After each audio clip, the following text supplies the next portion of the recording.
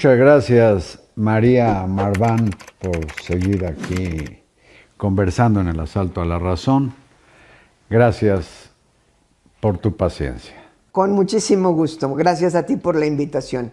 Anoche dejaste planteado un tema que suscita muchísimo interés. Estoy seguro que la audiencia aquilatará lo que nos explicarás de por qué el combate a la corrupción tiene varias facetas, porque no es solamente la corrupción en el servicio público.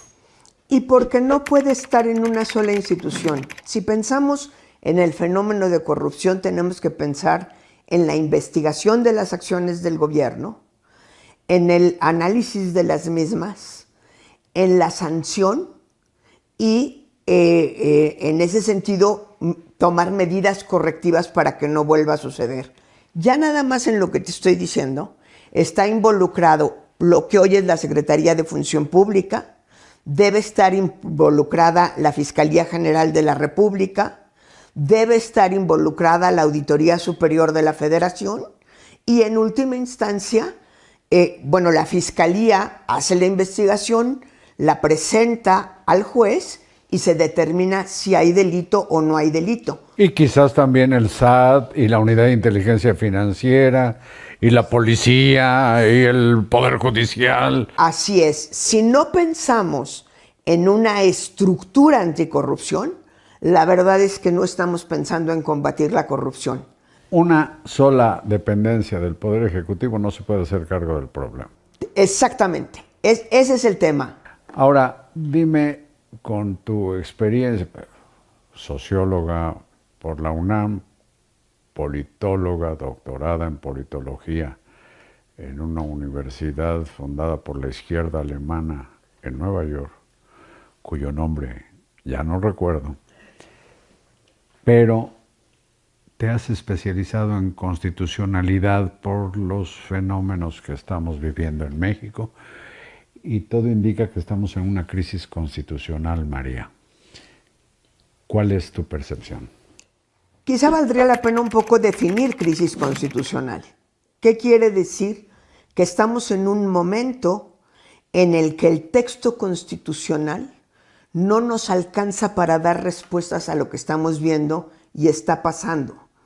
Estamos viendo que el poder legislativo hace cosas que a lo mejor no debería de hacer, que el poder judicial está amenazado, que el poder ejecutivo asume que tiene una serie de facultades a partir de la gran mayoría con que ganó las elecciones y no que tenemos la necesidad de generar un equilibrio entre el poder ejecutivo, legislativo, judicial, y allí entra también toda la preocupación de la desaparición de los órganos constitucionales autónomos.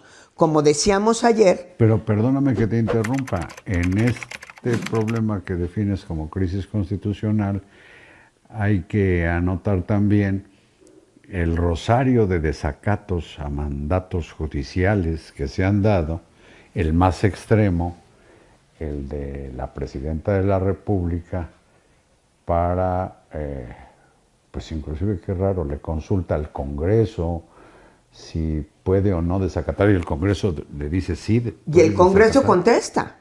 Exacto. A ver, ahí está parte del problema. Pregunta a quien no debe preguntar, pero sabe que le va a contestar que sí. Cuando hay además cauces institucionales legales para controvertir, digamos, una orden judicial. Así es. Puede ser que tenga razón la presidenta. Puede ser. Lo que no puede hacer es no obedecer lo que ordena. No puede no obedecer y no debería combatirlo en otra instancia. Me gustaría poner un ejemplo a lo mejor muy simple, pero a ver. Supongamos que es una niña de 15 años que quiere ir a una fiesta y sabe que sus papás están divorciados, que no se quieren, que no se hablan. La mamá ya le dijo, no puedes hacer eso, te quedas quietecita en tu casa. Ella no regresa con la mamá, ella va con el papá y le dice, ¿verdad, papá, que sí puedo ir a la fiesta? Y el papá, entre otras cosas, por darle en la torre a la mamá, le dice, sí, mijita, claro que sí, vete a la fiesta. ¿Sí? En un ámbito familiar eso puede suceder y no estamos rompiendo ninguna ley, por supuesto. Pero se produce un conflicto. Se produce un conflicto y allí creo que has dado al clavo. Estamos en una crisis constitucional y en un conflicto político de dimensiones insospechadas. Mientras no reconozcamos las dos cosas, difícilmente vamos a avanzar. Esto es como en las adicciones. Dicen que el alcohólico que no reconoce que tiene un problema, pues por más que le haga, si no admite el problema, nunca va a aliviarse. El famoso primer paso de los 12, que no los conozco todos, no he tenido necesidad. Yo considero que más vale ser borracho conocido que alcohólico anónimo. El primer paso es reconocer el problema. Y creo que aquí no lo estamos reconociendo. Pero hay que recordarle a la gente que nos hace el favor de vernos que en una república democrática con derecho constitucional, las autoridades solo pueden hacer aquello para lo que están expresamente facultadas. En ningún lado puede haber una facultad, o no existe hoy día en nuestro texto constitucional, a lo mejor la semana que entra. No se puede improvisar. No se puede improvisar. No puedes decir, pero es que pues me preguntó y yo quiero contestarle. ¿Sí? Allí tenemos un gran problema. María, pero tanto la presidenta de la República, o presidente si lo fuera, como los diputados, los senadores y los integrantes del Poder Judicial en cualquiera de sus jurisdicciones, federal o local, el único compromiso que prometen cumplir es guardar y hacer guardar la Constitución y las leyes. Ahora entendemos por qué estamos en una crisis constitucional, ¿de acuerdo? Sí, bueno, no solo de acuerdo, sino que recuerdo que López Obrador, al recibir su constancia de mayoría en el Tribunal Electoral, lo primero que prometió fue respetar al Poder Judicial y parece que antes de irse se propuso dejar una carga de dinamita o una carga nuclear para despedazarlo. Creo que realmente hay un proceso de destrucción de la autonomía del Poder Judicial. Soy de las personas que no está convencida de que esta reforma tenga, ya no digamos grandes ventajas, no tiene ventajas. Y lo que estamos viendo es un proceso de concentración del poder, precisamente porque frente a ciertas reformas que intentó hacer López Obrador, no obtuvo la mayoría calificada en el Congreso, entonces se tuvo que ir por el camino de leyes secundarias y estas leyes secundarias fueron declaradas inconstitucionales. Este es el origen de la reforma judicial, que ahora lo adornan con muchas otras cosas, una corrupción. No digo que no exista, pero no está demostrada. Y que no es privativa del Poder Judicial. Y que no es privativa. Que no es privativa inclusive de los poderes públicos. También hay corrupción en el ámbito privado. Así es, y el remedio no es desaparecer a la institución o transformarla de la manera en que lo estamos haciendo. Se nos dijo que había una gran corrupción en el aeropuerto. Nunca la demostraron, pero clausuraron esa obra. Se nos dijo que había... En la compra de medicinas. En la compra de medicinas, en las estancias infantiles, y no tenemos ni una persona indiciada, juzgada y en la cárcel. No lo logramos. Entonces, sí estamos en un problema. El paquete de reformas del 5 de febrero es un testamento muy pesado que se le quedó a esta nueva administración y que ha marcado, a querer o no, el primer mes de la presidencia de la primera mujer presidenta. Todo ha girado alrededor de una reforma judicial que parece ser, yo estoy de acuerdo con esa opinión, muy poco democrática, pero ni siquiera tenemos la posibilidad de sentarnos en una mesa a discutir, a decir vayamos acercando posturas y veamos de qué manera realmente podemos fortalecer al Poder Judicial, que habría mucho que hacer, ¿eh?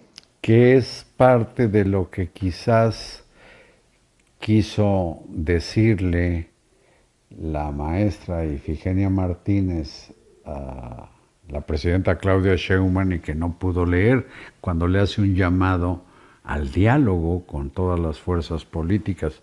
Pero María, se está agotando el tiempo y el propio Instituto Nacional Electoral está condenado a ser chatarrizado. Si puedes decir brevemente cómo ves esto. La iniciativa presentada el 5 de febrero busca chatarrizarlo, entre otras cosas porque la elección de los consejeros sería también a través de voto popular. Hoy va a estar a salvo, paradójicamente, por lo menos de aquí al 2 de junio. ¿Porque le es útil a esto que le llaman la cuarta transformación? Porque le es indispensable para organizar la elección de los jueces. Y ahorita no pueden hacer la reforma, pero allí viene y habrá que ver cómo viene. Habrá que ver cómo viene, pero por lo que deduzco de esta plática, no parecen avecinarse años gratos para la República y menos un reforzamiento de lo que es el cuidado de los derechos humanos, porque la reforma al Poder Judicial, entre otras cosas, como está dirigido sobre todo al federal, pues dejará desamparado en buena medida a 130 millones de mexicanos. Así es. Será mucho más difícil ejercer la justiciabilidad, así se llama, de nuestros derechos humanos, porque además están al mismo tiempo una serie de reformas a las leyes de amparo. Estamos realmente en una relación progresiva en términos de derechos humanos, sino en un proceso de autocratización del poder del Estado. Y están imponiendo inclusive nuevas reglas con carácter retroactivo. Bueno, es la locura. María, te agradezco mucho esta plática. La agradecida soy yo. Ojalá nos veamos más seguido. La señora socióloga, politóloga y pues habla como constitucionalista, eso me apantalla. Gracias María Marván Laborde. Gracias a ti. Gracias a ustedes. Y hasta luego.